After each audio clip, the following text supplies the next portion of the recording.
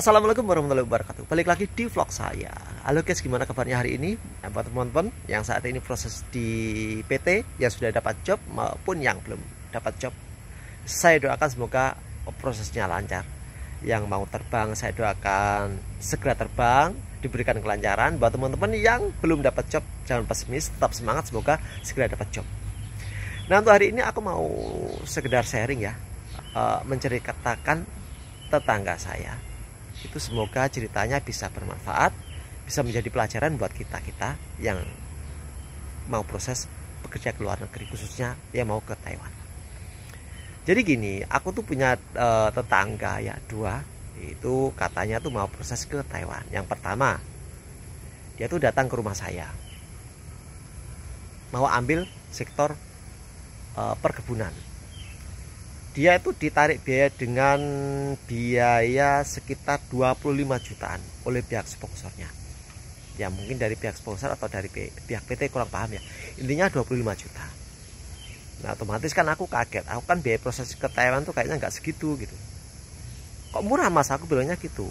Hati-hati loh mas, kalau biaya proses ke Taiwan dengan biaya murah itu rata-rata tuh sekian. Aku bilangnya gitu. Enggak mas, ini memang biayanya sekian, cuma 25 juta katanya gitu. Gajinya sekian katanya, pokoknya itu untuk dari segi gaji tuh apa ya, manis gitu.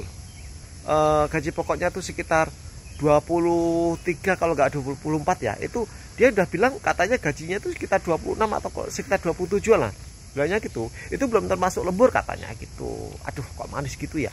Niat tujuan dia datang ke rumah saya itu menanyakan apakah benar biayanya segitu. Nanti saat bekerja di Taiwan masih akan dikenakan potongan lagi. Tapi yang saya heran itu biaya prosesnya sekitar 25 juta itu termasuk murah. Nah jadi aku cuman kasih saran atau kasih apa ya, ya masukan lah. Hati-hati mas, nanti misalkan prosesnya memang biaya segitu ya nggak apa-apa. Ya semoga aja benar, tapi ya diselidiki dulu benar nggak biaya proses segitu. Soalnya untuk biaya proses ke Taiwan tuh ya rata-rata sekitar 40-an, aku bilangnya gitu, 40 ke atas lah. Itu waktu itu kok tahun berapa aku lupa ya. Pokoknya intinya buat proses ke Taiwan itu biaya sekitar 40-an. Nah, akhirnya setelah aku dapat kabar, istrinya cerita ke saya, cerita ke istri saya juga, katanya ketipu.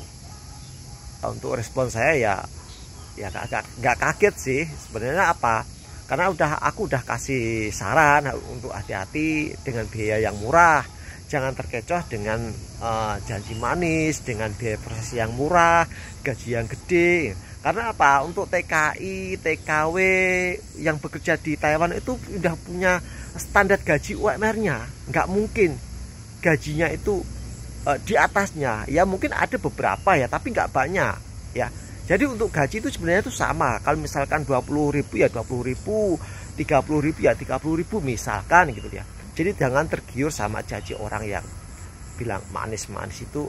Ya menurut saya ya dipikir dulu, diselidiki dulu, tanya-tanya ke teman-teman yang sudah bekerja di Taiwan, atau scroll-scroll lah di YouTube atau di apa itu. Akhirnya apa? Akhirnya nggak jadi berangkat, uangnya hilang 25 juta. Akhirnya dia marah-marah. Ya nggak tahu ya, gitu katanya tuh ya, istrinya itu yang cerita ke saya. Ya nggak tahu ya siapa yang disalahkan, akhirnya emosi aja di rumah. Karena apa? Kehilangan 25 juta. Karena niat hati pengen proses ke Taiwan dengan biaya murah, gaji yang gede, alhasil yaitu kejadiannya. Jadi harus dipikirkan dulu.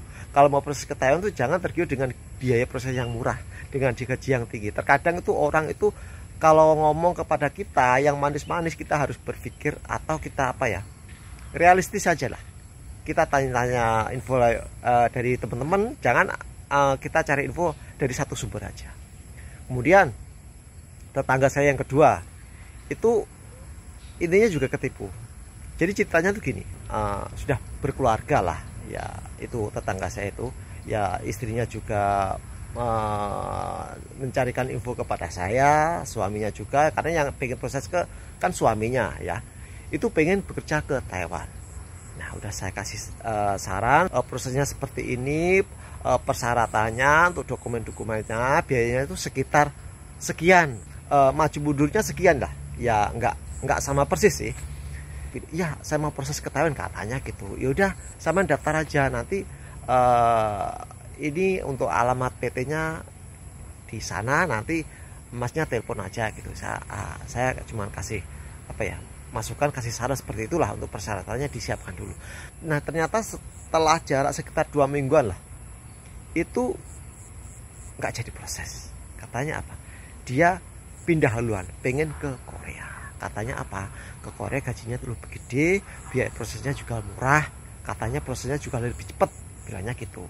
Itu dia ikut saudaranya, ada saudaranya katanya yang proses ke Korea itu sudah proses, atau nggak tahu ya, sudah ada di Korea atau masih proses, saya juga kurang paham, saya juga nggak tanya. Intinya dia mau proses ke Korea, dia harus tetap sekolah, tetap ujian itu. Akhirnya apa, sampai sekarang nggak jadi berangkat juga. Karena apa, nggak semudah proses ke Korea itu yang dibayangkan. Gaji lebih gede, prosesnya lebih cepat, itu nggak segitu ya guys. Banyak kok teman-temanku yang di sini tuh ex Korea itu, meskipun ex ternyata nggak bisa berangkat lagi ke Korea. Ya mungkin ada apa ya, ada masalah dengan administrasi, dengan dokumen itu. Jadi buat teman-teman itu yang mau proses ke Korea atau ke Jepang itu ya sah-sah aja. Memang biayanya itu lebih murah, gajinya lebih gede. Tapi ya prosesnya tuh harus hati-hati. Biasanya tuh kalau ke Korea itu harus ada seleksi dulu. Kalau misalkan kita seleksi sudah lolos, itu pun belum tentu kita nanti dijamin berangkat ke Korea. Kata teman saya loh ya, itu katanya tuh sending data dulu, kemudian itu udah khusus untuk yang sudah lolos ya, yang lolos untuk seleksinya itu sending data dulu. Nah itu tinggal pihak yang ada di Korea itu ngambil nggak dia. Kalau misalkan dari pihak Korea atau dari pihak pabriknya nggak ngambil, ya kita nggak jadi berangkat ke Korea meskipun kita udah lolos untuk seleksinya.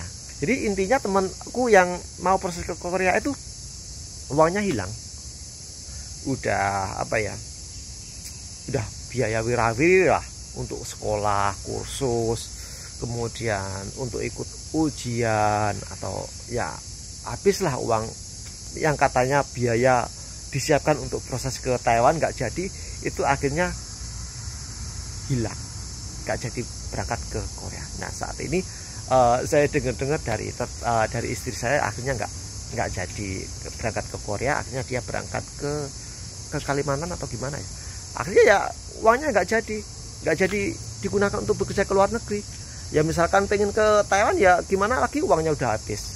Ya itu kembali ke kita ya. Ya kita harus tetap positive thinking. Kalau kita mau proses ke luar negeri itu ambil yang apa ya, yang memang berangkat enggak gitu aja. Kita mending mendengarkan dari saran orang-orang sekitar, dari PT yang ngomong apa adanya, yang real gajinya sekian.